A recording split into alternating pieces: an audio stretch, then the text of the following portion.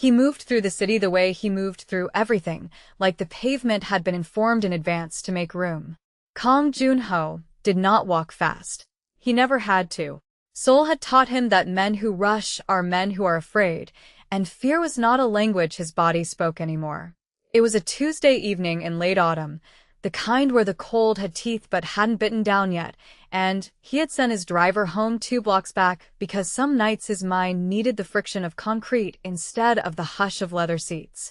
He walked past the tailor who had made 3 of his suits and the noodle shop where the owner still bowed too low, and he walked past the glass front of a restaurant called Provenance, the kind of place where the wine list cost more than most men's rent, and that was where his evenings stopped being simple. Through the window, under a chandelier throwing gold across white tablecloths, he saw her. Naomi Carter, 24 years old, his assistant for the last 14 months. The woman who color-coded his calendar and rewrote his emails so they sounded like a human being had written them and once told him, flatly, without blinking, that he'd scheduled 2 meetings with rival factions in the same building on the same day, and did he want to explain that to the hospital or should she cancel one? She was the only person in his organization who spoke to him like his silence wasn't a weapon pointed at her. She was wearing red. A sleeveless dress the color of the wine in the glass in front of her, her hair down instead of in the low bun she wore to the office, and she was smiling at a man across the table who was leaning in like he had all the time in the world to memorize her face. Joon-ho stopped walking. He recognized the man. Everyone in his world eventually recognized everyone else in it. Min Joon Park, CEO of a shipping conglomerate whose ledgers were cleaner on paper than they were in practice, a man who smiled with his teeth and negotiated with his lawyers standing behind him like a second row of teeth. Park reached across the table and set a bouquet of red roses into her hands, and she laughed, a real laugh, the kind Joon-ho had heard exactly twice in 14 months, and neither time had been directed at him. Something moved through his chest that he did not have a name for because he had spent years making sure he never needed one. He did not go inside. That was the first thing he was proud of later, and the only thing. He stood on the sidewalk in the cold with his hands in his coat pockets, watching a woman who typed his emails and interrupted his silences laugh at another man's jokes, and he understood. With a clean, surgical clarity he brought to every other problem in his life, that he did not merely dislike what he was looking at. He wanted to walk through that glass and put his hand around the back of Min Joon Park's neck and explain to him, very quietly, exactly how many ways there were to disappear a man who touched something that belonged to him. The thought arrived whole, and it terrified him more than any gun ever had, because Naomi did not belong to him. That was the truth sitting under the anger, like a stone under water. She was his employee. She had never once given him a reason to think of her as anything else, and if she had, if she'd so much as looked at him the way she was looking at Park right now, he would not have known what to do with it. His phone buzzed in his pocket. He didn't look at it. He kept watching until Park reached across the table again, this time for her hand, and Joon-ho turned and walked the rest of the way home with his jaw so tight it ached the next morning. He did not sleep that night. He told himself it was business. There was a shipment coming in from Busan that needed clearing. A lieutenant named Sang-hoon who'd been asking too many questions about routes that weren't his to know, a rival faction out of the Western District that had been testing his borders for 3 weeks running. There was enough real danger in his life that he shouldn't have had room left over to lie awake replaying the exact angle of a stranger's hand over his assistant's. He had room anyway.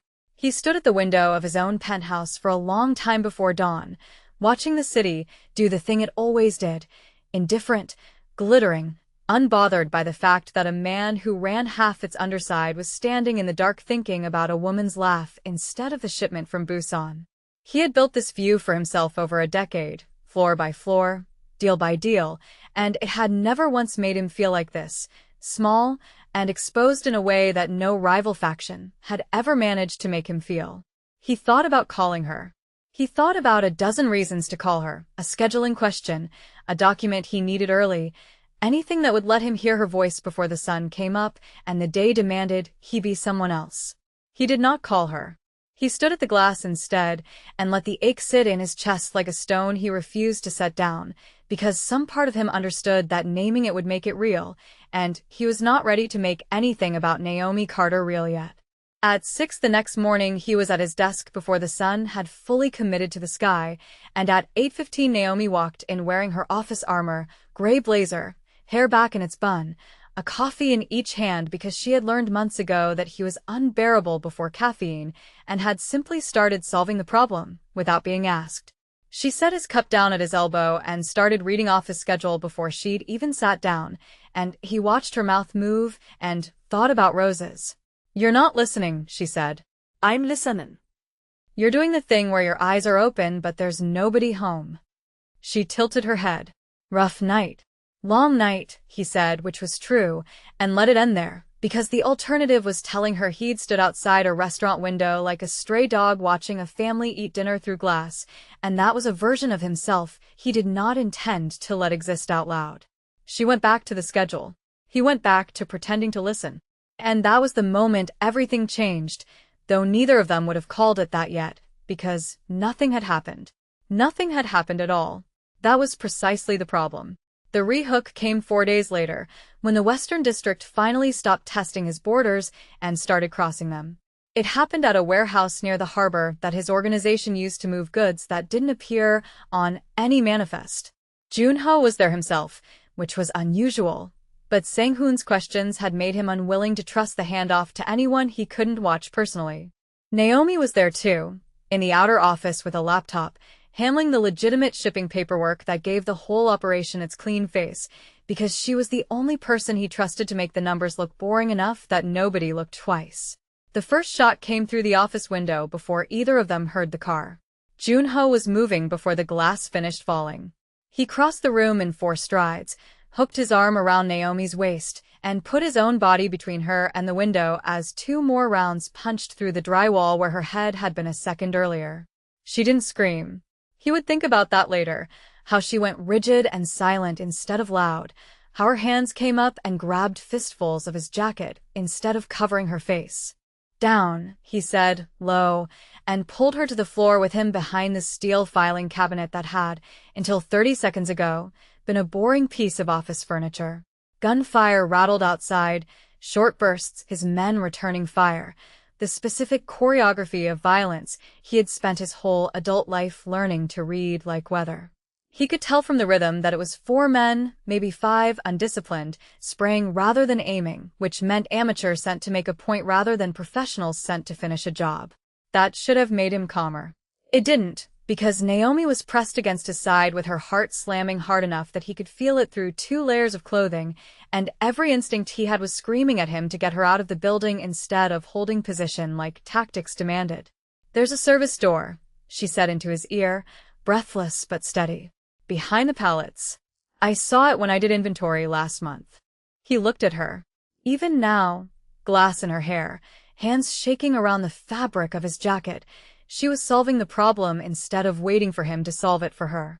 "Show me," he said, and she did, crawling low across the floor with him covering her, and when they burst through the service door into the alley behind the warehouse, he put himself first through the exit, checked the alley was clear, and then, because he could not stop himself, took her face in both hands for 1 second to make sure she was not bleeding anywhere he couldn't see. "I'm fine," she said, and her voice cracked on the second word, and something in his chest cracked with it. "You're not fine. You are alive. Those are different things." He let her go like her skin had burned him, and pulled his weapon and moved them both toward the car waiting 2 streets over, and he did not look at her again until they were inside it, and the engine was running, and the warehouse was 3 blocks behind them with his men still handling what was left of the mess. The car smelled like leather and cordite, and neither of them said anything for several blocks. Junho kept his eyes on the passing streets, counting mirrors, counting cars, doing the arithmetic of danger he had done 10,000 times before, and underneath it, quieter, he kept doing a different kind of arithmetic entirely, counting the seconds since he had last checked that she was breathing beside him. She had her hands folded in her lap, knuckles pale, and she was staring straight ahead the way people stare when they are holding themselves together through sheer will, and he wanted to reach over and take one of those hands in his, and did not let himself, because he did not trust what his hands would do once they started. In the car, in the dark, she finally let herself shake. "Who were they?" she said. Not a question. A demand. "Nobody you need to carry. I just crawled through broken glass because somebody wanted you dead, Junho. I think I've earned the right to carry a little of it." It was the first time she'd used his given name without a title in front of it. He noticed. He filed it away in the part of himself that noticed everything and said nothing, and he told her in careful, edited pieces about the Western District and the borders they'd been testing and the message that had just been sent through a window in the middle of a Tuesday afternoon. She listened without flinching, and when he finished, she didn't ask him to fire her, didn't ask to be reassigned somewhere safer, didn't do any of the sensible things a sensible woman would do. She asked, "What's the plan?" He almost smiled. Almost. "The plan is that you go home and you do not come back to that warehouse." "That wasn't what I asked." "It's what you're getting." She looked out the window at the city sliding past, jaw set the way it got when she decided something, and was choosing not to argue about it out loud yet, and he recognized the expression because he wore it himself in every mirror he owned. He studied her profile in the passing light, the set of her mouth, the way her hands had finally stopped shaking somewhere around the third red light, and he thought, not for the first time and not for the last, that she had a kind of courage that had nothing to do with recklessness. Recklessness was easy. He had employed 100 men who mistook one for the other and buried most of them. What she had was rarer, the ability to be afraid all the way through and act anyway, and he did not yet have the words to tell her that this quality, more than the red dress or the laugh he'd heard through a restaurant window, was the thing that had actually undone him. That night, after he'd dropped her at her building and watched her disappear through the lobby doors before he let the car pull away, he sat alone in the back seat and understood that the thing he'd felt outside the restaurant window wasn't jealousy dressed up as something smaller. It was fear. Fear that had been waiting a long time for a reason to introduce itself, and it had finally found one, and its name was watching Naomi Carter crawl across broken glass because his war had reached far enough to touch her. He'd lost a woman to this life before. Suhin. 9 years ago, before Naomi, before the empire had fully hardened into what it was now.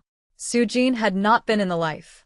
She'd been a violinist who didn't know what he did until the night it walked into her apartment and took her from him as a message to a rival who'd since been dead for 6 years. He had built the entire architecture of himself since then around one rule: nobody gets close enough to become collateral again. Naomi had gotten close anyway. He hadn't even seen it happen. The next morning, she came in with a bandage on her forearm from a glass cut she hadn't mentioned in the car, and she set his coffee down and said, "I'm not quitting, if that's what you're building up to. I wasn't going to ask you to quit. You were going to try to reassign me somewhere boring. I can see it on your face. You have exactly one face for that. I have several faces. I run an empire. Men who cannot read my face lose fingers. I can read all of them," she said. "That's the problem. I've had 14 months of practice, and you've never once made it easy." "You have one," she said. "It's the one you're making right now." He looked at her for a long moment, at the bandage, at the steady hands holding a coffee cup like nothing had tried to kill her 20 hours earlier, and he made a decision that violated 9 years of careful architecture. "Stay close to me for the next few weeks," he said. "Not the office." Me. "Until this settles." "Is that a professional request or something else?" "I don't know yet," he said, which was the most honest sentence he'd spoken to another human being in longer than he wanted to admit, and she held his gaze for 3 full seconds before she nodded and went back to his schedule like the ground hadn't just shifted under both of them. That is when she made the mistake of looking up too long, and he made the mistake of letting her.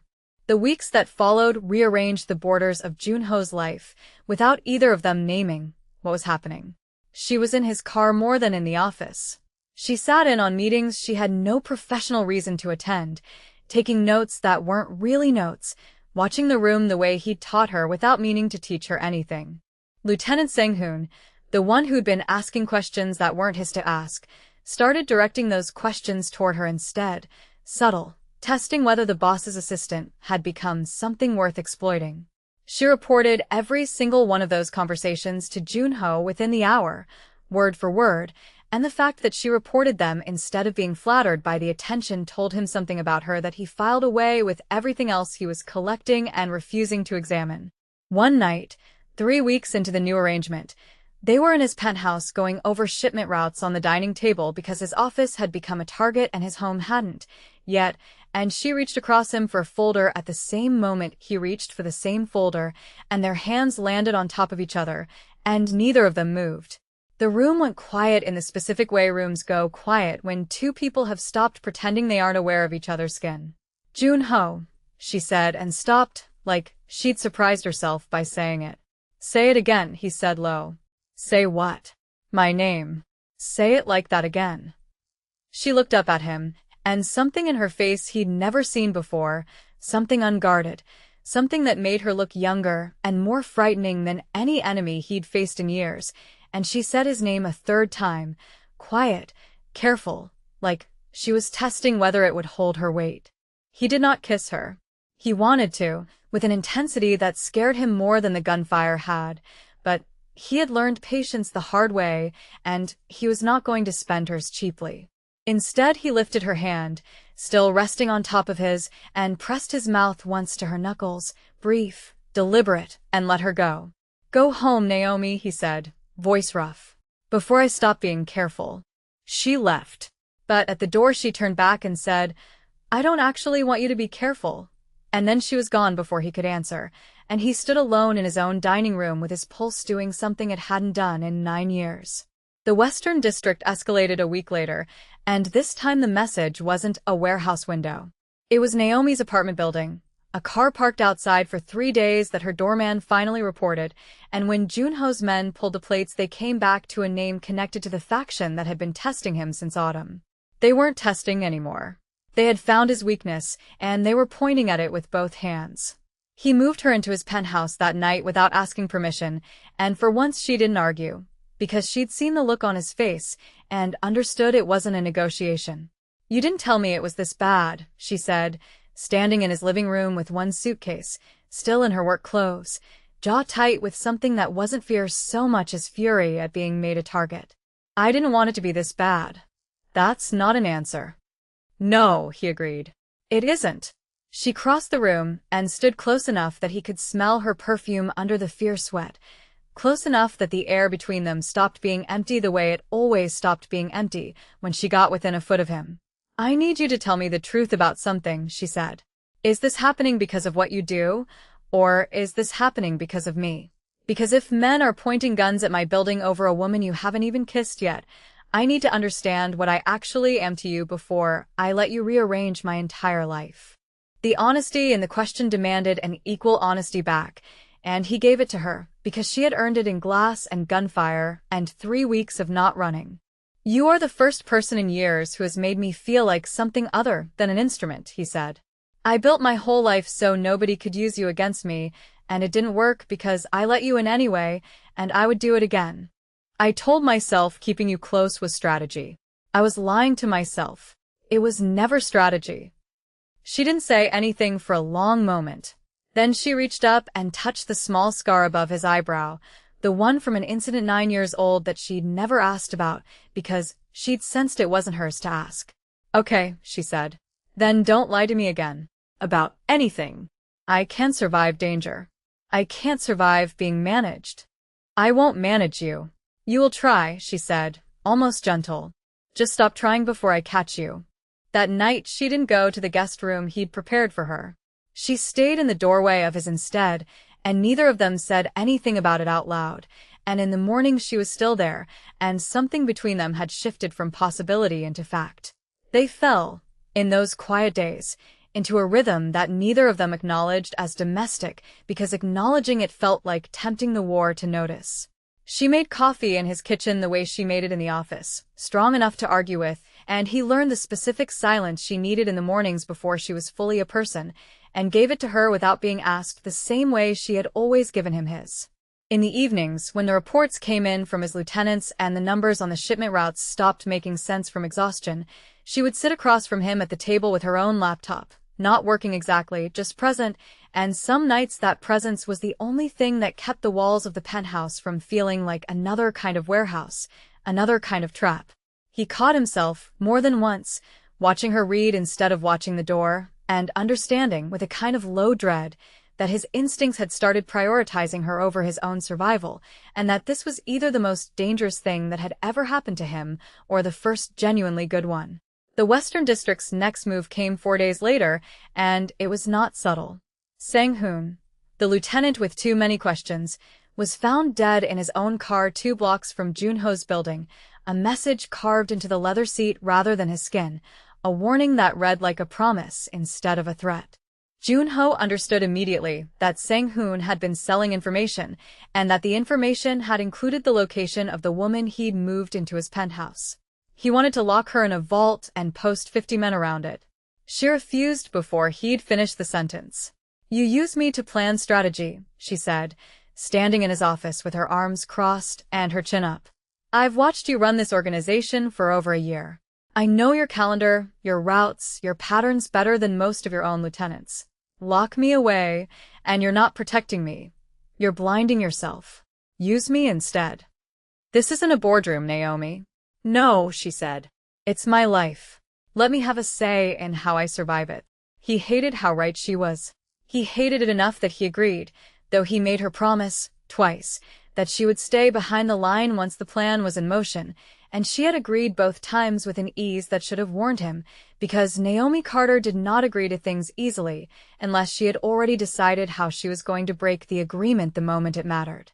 Together they built a trap using the exact information Sang-hoon had likely sold, a fake meeting at a location that didn't exist, a fabricated schedule that would draw the Western District's remaining leadership into the open where his men could finally end the thing that had started with a bullet through a warehouse window.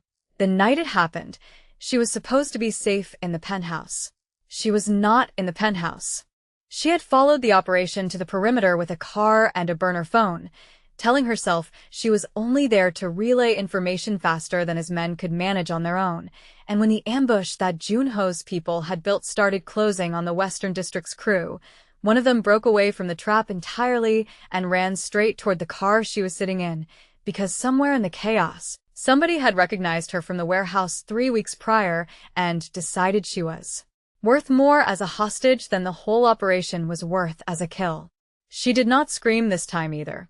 She put the car into gear and drove straight at him instead of away, forcing him to dive clear of the hood, and then she was out of the car and running, not toward safety, but toward the sound of Junho's voice giving orders 2 streets over, because some instinct in her had decided that being near him was safer than being anywhere he wasn't.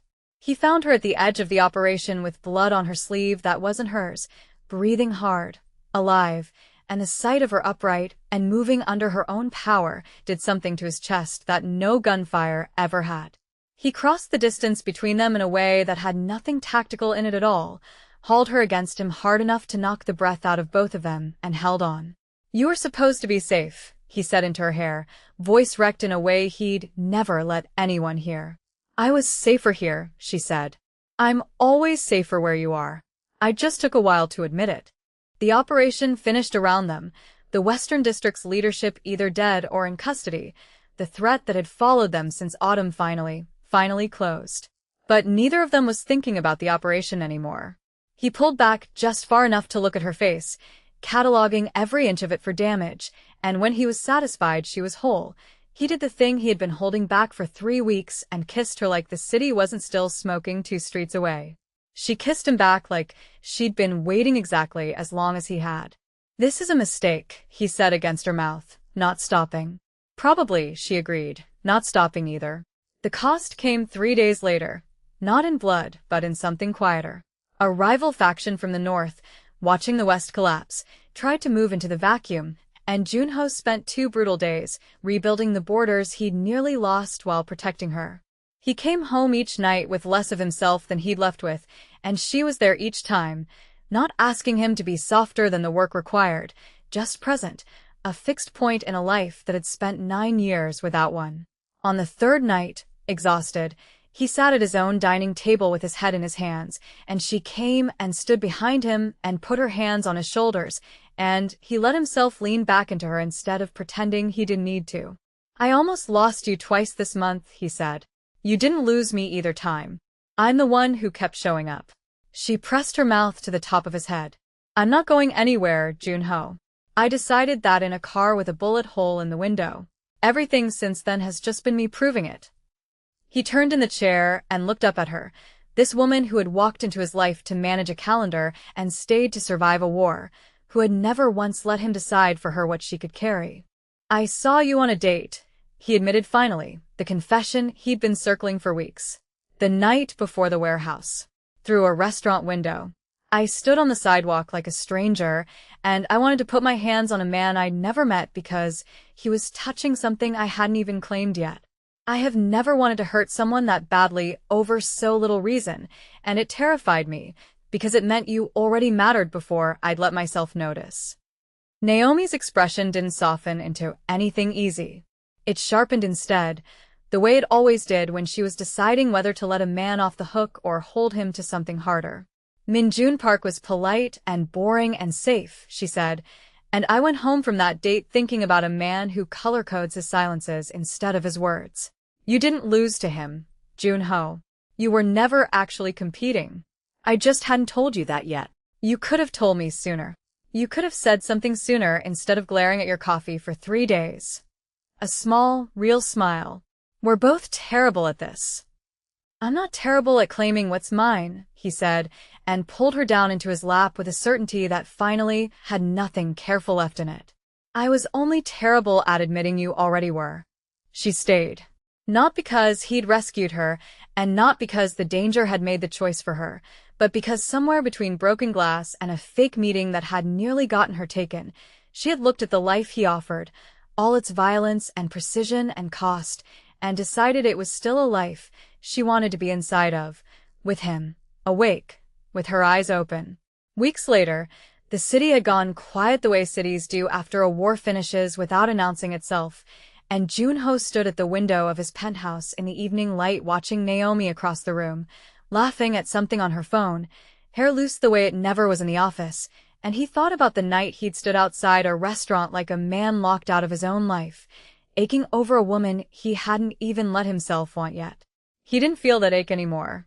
He felt something steadier, something that didn't flinch when tested because it had already been tested and it had held. She looked up and caught him watching, and instead of looking away, she held his gaze the way she always did now, unafraid, unmanaged, entirely her own, and crossed the room to stand beside him at the glass. What are you thinking about? She asked. That I used to watch you through windows, he said, and now I don't have to. She slipped her hand into his, and neither of them said anything else for a long moment, the city humming 12 floors below them, indifferent and glittering the way it always was, the way it had been the night he stood outside a restaurant window and understood for the first time what it meant to want something he could not immediately take. He thought of Sujin sometimes still, in the quiet hours, and he no longer flinched from the thought the way he once had, because Naomi had never asked him to forget her, only to let her stand somewhere Sujin never got the chance to stand, in the daylight, unguarded, aware of every danger, and choosing it anyway. That, he had come to understand, was the difference between being loved by someone who didn't know what he was and being chosen by someone who knew exactly what he was and stayed regardless. Stay, he said, quiet, though she had given him no reason to think she was going anywhere. I told you already, she said, tightening her fingers around his. I'm not the kind of woman who says a thing once. Some things didn't need declaring anymore. They only needed to be true. If this story kept you holding your breath until the very last line, you already know what to do. Hit that subscribe button so you never miss the next dangerous, slow-burn obsession waiting for you. Drop a comment telling me which line hit hardest, and turn on notifications because the next story is coming, and it might just be the most dangerous one yet.